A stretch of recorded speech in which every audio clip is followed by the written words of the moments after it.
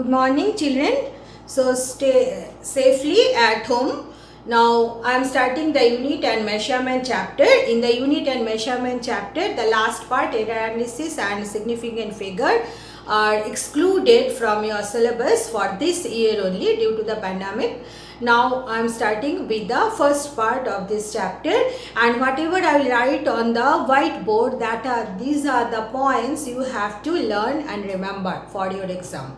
Okay, so I am starting with the term measurement. You know that physics is a science of measurement. It deals with the nature, it deals with the natural phenomena, and it also deals with the measurement of different physical quantities. Alright, and what is the physical quantity? Physical quantity which depend on certain physical phenomena and which we can measure by certain method or by the procedure. Okay, now when you consider the term measurement, then with measurement the most important term associated is unit. Without knowing the unit, you cannot do the measurement of any physical quantity. Alright, so what is unit? When we measure any physical quantity, then certain amount or suitable amount of that physical quantity is considered as standard, and that constant standard amount of that physical quantity is called unit. Alright,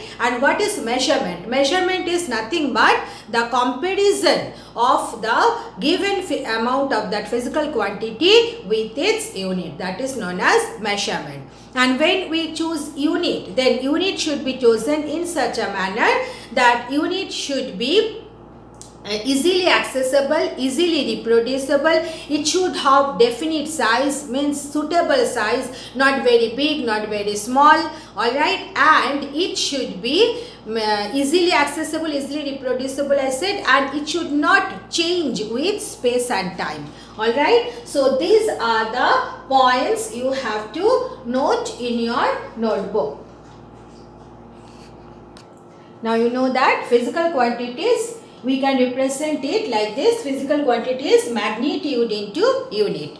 Now there are different system of units. Okay, CGS system, FPS system, MKS system, and last of all is the SI system. And worldwide nowadays we generally prefer to use the SI system of units. Alright, now if you consider the physical quantities, then physical quantities we can broadly classify into two categories: fundamental physical quantity, which does not depend on any other quantity. They are known as fundamental physical quantities. So there are 7 fundamental physical quantities. What are their unit and symbol? I have noted down here.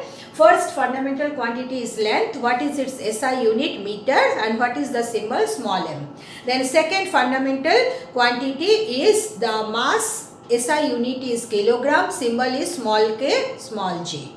Then next fundamental quantity is time. SI unit is second and symbol is small s. Then next one is electric current. Ampere is its SI unit. And what is the symbol? A, big A. Why? Because ampere is the name of the scientist. That's why when we write the full form, short form, then it is capital M. Then next one is temperature. Temperature SI unit is Kelvin. It is also, when it is symbol written big K, capital K. Why? Because Kelvin term is coming from the name of the scientist. That's why. Then the next one is amount of substance. Amount of substance, what is the SI unit? Mole. What is the symbol? MOL. You see, MOLE is the full form and symbol is MOL. Then next one is luminous intensity. Luminous intensity SI unit is candela, and what is the symbol for it? Small c, small d. So you are supposed to learn and remember all the fundamental quantities, their SI unit and their symbols.